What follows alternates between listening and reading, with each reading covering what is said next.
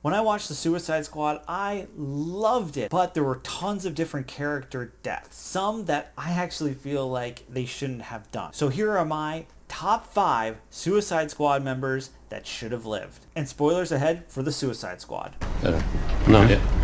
Put it in there. We finally got Nathan Fillion in a superhero role, and it was the Detachable Kid. Not only was the power reveal awesome, it was so funny to actually see him try and attack those different groups. And I also loved how the reveal even impressed some other people. And even though Nathan Fillion only had a few lines, it just felt like there was so much more weight to that character than we actually got. He could have been such a fun addition to the Suicide Squad, and his powers could have come in handy. After all, it was like having an actual mage hand, but a detachable arm. What are you doing back in prison? Captain Boomerang was one of the bright spots of the first movie and was given some pretty awesome lines in this one.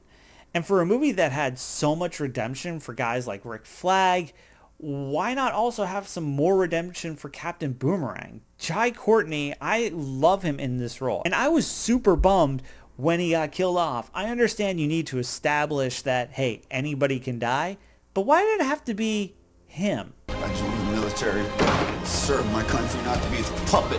Rick Flagg is the leader of the Suicide Squad. Look, he's the wet blanket of the group like Cyclops or Captain America.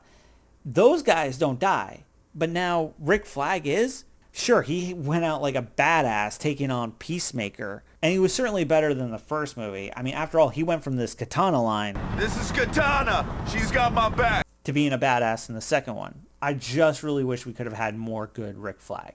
American women all love accents. This might be a surprising one, but Fleur Borg crushed it with his very few lines. And he's such a weird, bizarre character.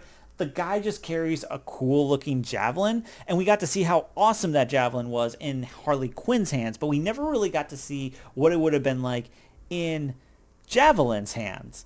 And I thought James Gunn did a really good job with characters with weird powers, and this was the perfect character for that. He was so fun and so charming and was such a delight.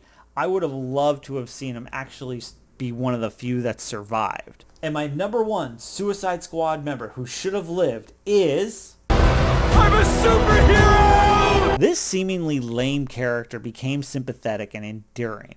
From the insults hurled at him from fellow inmates to his sympathetic backstory to his quirky powers, he quickly became one of the best characters in the film. And the worst part is that he actually bites it just when he finally got his final redemption, overcoming the trauma of his mom. These 5 characters could have been in an awesome Suicide Squad movie all on their own.